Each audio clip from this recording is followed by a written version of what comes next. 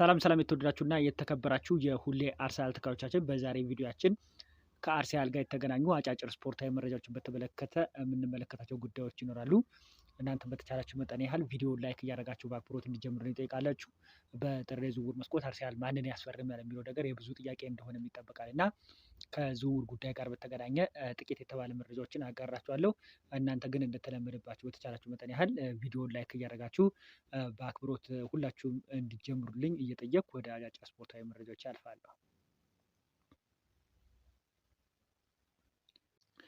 ቀደም ብዬ ወደ ጠቀስኩላችሁ አጫጭር ስፖርታዊ መረጃዎች አልፋለሁ። በትላንትናው ዕለት አርሰናል ከሜዳው ውጪ ተጉዞ ኢንተር ሚላንን አስተናግዶ ነበር እና አርሰናል 3-1 ማሸነፍ ችሏል። ጎሎቹንም ገብርኤል ጄሱስ እና ቪክተር ዮከሬሽ ማስቆጠር ችሏል። ቪክተር ዮከሬሽ ወደ ጎል አስገቢነቱ ተመልሷል። በጣም ምርጥ የተባለች ጎል አስቆጥሯል። ገብርኤል ጄሱስም በጣም ድንቅ ነበር እና እሱንም የተመለከተ መረጃ እንመለከታለን።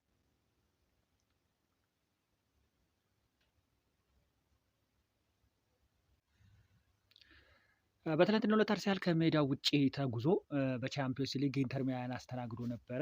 የተለያዩ ለውጦችን ማይክል አርቴታ አድርጎ ነበረ። እንደነ ማይክል ሜሪኖ አይነት ተጫዋቾችን እንግዲህ በቋሚነት አሰልፎ ነበረ እና ጥሩ የተባለ እንቅስቃሴ ማይክል ሜሪኖ ማድረግ ችሏል። ለነ ዲክላን ራይስ ለነ ጋብሪኤል ማጋሌሽ ተሰጥቷቸው ነበረ። ባለቀ ሰዓት ነበረ ጋብሪኤል ማጋሌሽ እና ዲክላን ራይስ ወደ ሜዳ የተመለሱት እና በዚህ ጨዋታ ላይ በጣም ጥሩ ነገር ተመልክተናል።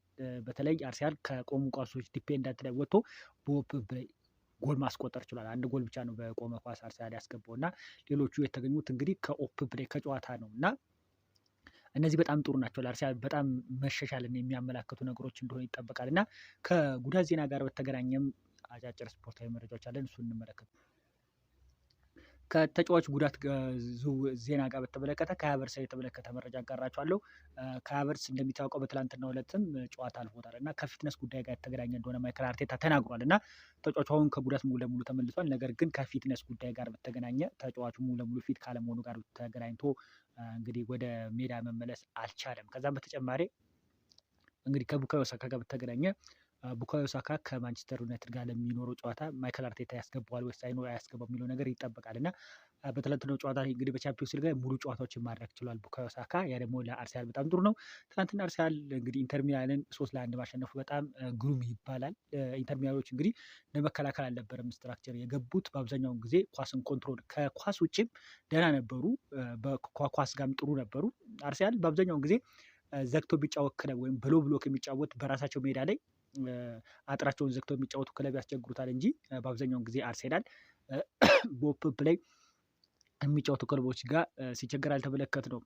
ከጥር የዝውውር ጉዳይ ጋር የተገናኘን አጫጭር መረጃዎችን አጋራቸዋል። በጥር የዝውውር መስኮት አርሰናል እንግዲህ ምን አይነት ዝውውር ላይ ይሳተፋል የሚለው ነገር ይጠበቃል። በአብዛኛው ጊዜ እንግዲህ አርሰናል ዲማርኮን ለማስፈረም ፍላጎት እንዳለው እየተዘገበ ይገኛል። እንግዲህ አሁን ላይ እየወጡ ባሉ መረጃው መሰረት አርሰናል ዲማርኮን ለማስፈረም እንግዲህ ፍላጎት እንዳላቸው እየተዘገበ ይገኛል እና በጥር የዝውውር መስኮት አርሰናል ዲማርኮ ላይ ፍላጎት አላቸው። ምክንያቱም በትናንትናው ዕለት አንድ በጣም ገራሚ ዜና ወጥቷል። ከአርሰናል የተጫዋች ዝውውር ጉዳይ ጋር በተገናኘ ኤታን ዋነሪ በውሰት ከአርሰናል መልቀቁን የሚያመላክት መረጃዎች ወጥተዋል እና ይህንም ተከትሎ አርሰናል እንግዲህ ተጫዋቹን ለማስፈረም ዲማርኮን በተለይ በትናንትናው ጨዋታ ላይ ከተመለከታችሁት በፉልባክ ላይ በጣም ምርጥ እንቅስቃሴ ሲያደርግ የነበረ ተጫዋች እንደሆነ ይታወቃል እና አርሰናሎች ይህንን ተጫዋች ለማስፈረም እንደሚፈልጉ የሚወጡ መረጃዎች እየተመለከትኩ ነበር እና በጥር የዝውውር መስኮት አርሰናል እንግዲህ እንቅስቃሴ እንደሚያደርጉና ተጫዋቹን ለማስፈረም እንደሚንቀሳቀሱ ይጠበቃል።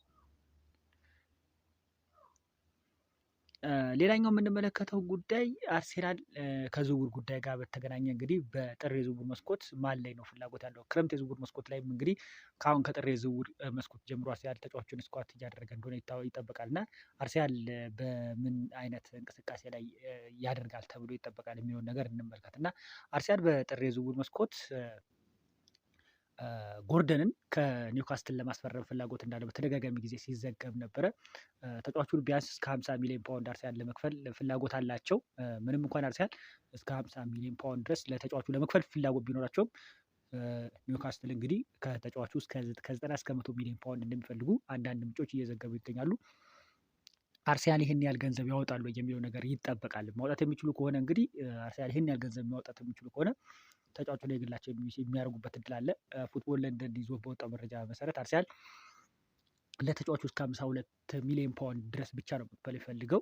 ስለዚህ የዚህ ዝውውር በጥር የዝውውር መስኮት የመሆኑ ነገር በጣም ዝቅተኛ እንደሆነ የተዘገበ ይገኛል። ሌላኛው የምንመለከተው ጉዳይ ቀደም ብዬ እንደጠቀስኩላችሁ ኢታዋደሪ በትላንትናው ዕለት ሂርዊጎ ተብሏል። በውሰት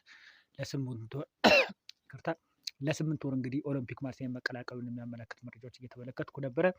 ከዛ በተጨማሪ አርሰናል እንግዲህ ሪያል ማድሪዱ ወጣት 19 ዓመት ወጣት ተጫዋችን ከ50 ሚሊዮን ዩሮ ድረስ በሚጠጋ ለማስፈረም ፍላጎት እንዳላቸው እንደምትመለከቱት ፉትቦል ለንደን ላይ የተጋራው መረጃ ይጠቁመናል። ቪክተር ዮከረስ በተመለከተ ጥቂት የተባለ መረጃ ላጋራችሁ። ቪክተር ዮከረስ እንደሚታወቀው በጣም ድንቅ ጊዜን በአርሰናል ቤት እያሳየ የሚገኝ ተጫዋች አልነበረም። በትላንትናው ዕለት ደግሞ ጎል ማስቆጠር ችሏል ማለት ነው። ለአርሰናል እንግዲህ ተጫዋቹ በጣም ጥሩ ጎል ከማስቆጠሩ ጋር በተገናኘ ወደ ጎል አስቆጣሪነቱ እንደሚመለስም ይጠበቃል። ከዛ በተጨማሪ ግን ማይከል አርቴታ እንግዲህ ተጫዋቹን ቪክተር ዮከረስን ሳይሆን ገብርኤል ጄሱስን ነው እንደ ቋሚ አስተላለፍ አድርጎ ያሰለፈው።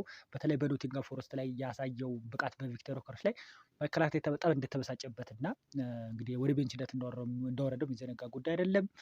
ገብርኤል ጄሱስ በጣም ጥሩ የተባለ እንቅስቃሴ፣ ጥሩ የተባለ ነገሮችን ማሳየት ችሏል አርሰናል። በቀጣይ ማይከል አርቴታ በ9 ቁጥር ላይ ማንን ያሰልፋል የሚለው ነገር ይጠበቃል። ከተጫዋች ዝውውር ጉዳይ ጋር በተገናኘ አርሰናል የሬሱ ተከላይ ጃኩዌስ ፓኬታን ለማስፈረም እንቅስቃሴ ከሚያደርጉ ክለቦች ውስጥ አንዱ መሆኑን ተዘግቧል። አርሰናል በተጫዋቹ ላይ ትክክለኛ ፍላጎት እንዳላቸው እየተዘገበ ይገኛል። ምንም እንኳን አርሰናል ተጫዋቹ ላይ ፍላጎት ቢኖራቸውም እንደነ ቼልሲ እንደነ ሊቨርፑል ያሉ ክለቦች እንግዲህ ተጫዋቹን ለማስፈረም ግፊት እያደረጉ መሆናቸውን የሚያመላክት መረጃዎች በሰፊው እየወጣ ይገኛል። ከአርሰናል የተጫዋች ዝውውር ጉዳይ ጋር በተገናኘ ያሉን አጫጭር ስፖርታዊ መረጃዎችን ይመስላል። የትናንትናው ጨዋታን በጥቂቱ እንመልከት።